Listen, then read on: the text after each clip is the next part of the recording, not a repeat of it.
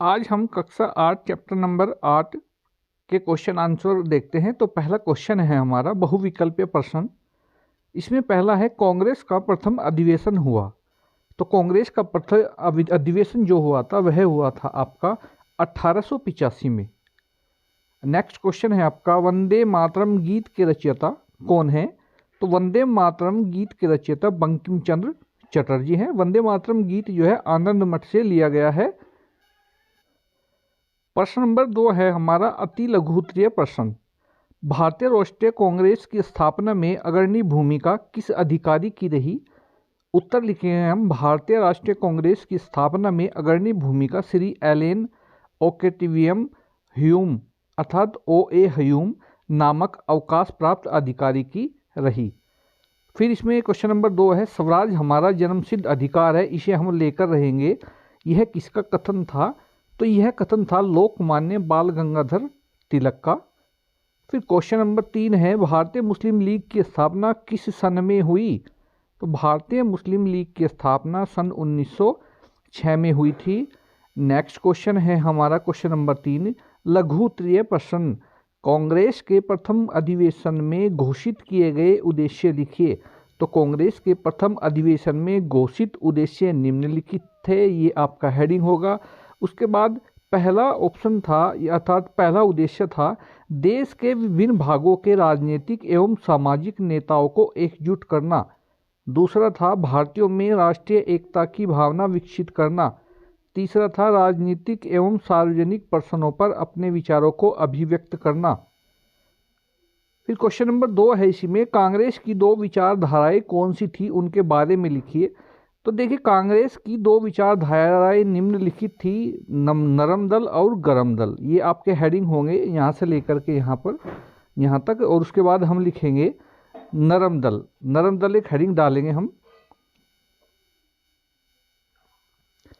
लिखेंगे नरम दल। यहाँ से कांग्रेस के वे नेता जो शांतिपूर्ण तथा वैधानिक ढंग से देश की आवश्यकताओं को पूरा कराना चाहते थे उदारवादी कहलाए। उनका विश्वास था कि अगर जनमत को उभारा जाए और प्रार्थना पत्रों सभाओं प्रस्तावों तथा भाषणों के द्वारा जनता की मांग को शासन तक पहुंचाया जाए तो वे धीरे धीरे एक एक करके हमारी मांगों को पूरा कर देंगे। ऐसे नेताओं में दादा भाई नौरोजी, गोपाल कृष्ण गोखले, मदन मोहन मालवीय, सच्चिदानंद सिन्हा आदि प्रमुख थे। उसके बाद जो हेडिंग होगा दूसरा वो होगा आपका ख गरम दल। 19वीं सदी के अंतिम वर्षों में राष्ट्रीय आंदोलन में एक नई विचारधारा का उदय हुआ। बाल गंगाधर तिलक, लाला लाजपत राय और विपिन चंद्र पाल गरम विचारधारा के थे। उनका मानना था कि अंग्रेज सरकार से केवल अनुनय विनय करके भारतीय अपने अधिकारों को प्राप्त नहीं कर सकते। इनकी मान्यता थी कि वे उग्र विरोध के बिना हमारी मांगें पूरी नहीं करेंगे। लोकमान्य तिलक ने स्वराज्य हमारा जन्म सिद्ध अधिकार है, इसे हम लेकर रहेंगे का नारा देकर जनता में देश प्रेम की भावना भर दी। बंकिम चंद्र चटर्जी के गीत वंदे मातरम ने भारतवासियों में मातृभूमि के प्रति देश प्रेम की भावना जगाई। फिर नेक्स्ट क्वेश्चन है हमारा होम रूल आंदोलन से आप क्या समझते हैं। उत्तर में हम लिखेंगे सन 1914 ईस्वी में प्रथम विश्व युद्ध आरंभ हो गया। इंग्लैंड ने युद्ध में लड़ने के लिए भारतीय जनता और भारतीय साधनों का पूर्ण उपयोग किया। भारतीयों को बहुत बड़ी संख्या में सेना में भर्ती किया गया। ब्रिटिश सरकार ने करोड़ों रुपए भारत से ले जाकर युद्ध में खर्च किए। ब्रिटिश सरकार ने युद्ध बंद होने के बाद कांग्रेस की मांगों को पूरा करने का आश्वासन दिया था।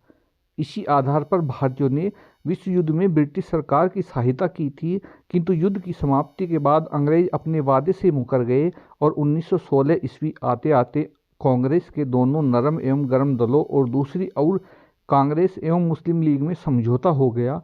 इसी समय श्रीमती एनी बेसेंट एवं लोकमान्य बाल गंगाधर तिलक ने होम रूल आंदोलन प्रारंभ किया था।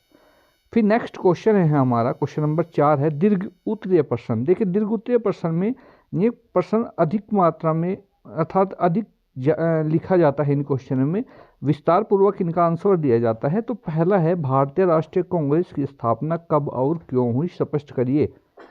तो उत्तर है भारतीय राष्ट्रीय कांग्रेस की स्थापना 28 दिसंबर 1885 ईस्वी में हुई। अंग्रेजी सरकार के उत्पीड़न तथा आर्थिक शोषण से अपनी तात्कालीन दुर्दशा को सुधारने के लिए भारतवासियों ने अनेक प्रयत्न किए, किंतु उनकी दशा जो की तो बनी रही। आखिर तंग आकर मध्य वर्ग के प्रबुद्ध लोगों ने तत्कालीन दुर्दशा के खिलाफ आवाज उठाई। उदाहरण के लिए राजा राममोहन राय ने लोगों को राजनीतिक अधिकार और सुविधाएं तथा प्रेस को स्वतंत्रता प्रदान करने की मांग की, लेकिन ब्रिटिश सरकार ने उनकी एक न सुनी। अतः लोगों ने अपने अपने क्षेत्रों में विभिन्न संस्थाओं का निर्माण किया, जैसे बंगाल में land holders society, British India society, Indian association, Maharashtra में सार्वजनिक सभा तथा चेन्नई मद्रास में महाजन सभा। वैसे इन संस्थाओं ने अच्छा काम किया, परंतु इससे स्थिति में कोई सुधार नहीं हुआ। अतः विवश होकर भारतीय नेता अपनी समस्याओं के हल के लिए राष्ट्रीय स्तर पर कोई संस्था बनाने की बात सोचने लगे। उनकी इस मन स्थिति को ए.ओ. ह्यूम नामक एक अंग्रेज ने पहचाना और उनकी भावनाओं को मूर्त रूप देने के लिए अपने प्रयत्न शुरू कर दिए। उसने विभिन्न भारतीय नेताओं से विचार विमर्श किया और अंत में 28 दिसंबर 1885 ईस्वी को देश के विभिन्न भागों से आए हुए 73 प्रतिष्ठित व्यक्तियों के सहयोग से भारतीय राष्ट्रीय कांग्रेस की स्थापना की, अर्थात भारतीय राष्ट्रीय कांग्रेस का जन्म हुआ। हमारे पार्ट 8 और कक्षा 8 के क्वेश्चन आंसर इतिहास के अंतर्गत। नेक्स्ट वीडियो में किसी अन्य चैप्टर के क्वेश्चन आंसर लेकर के फिर हाजिर होंगे। तब तक के लिए धन्यवाद, नमस्कार।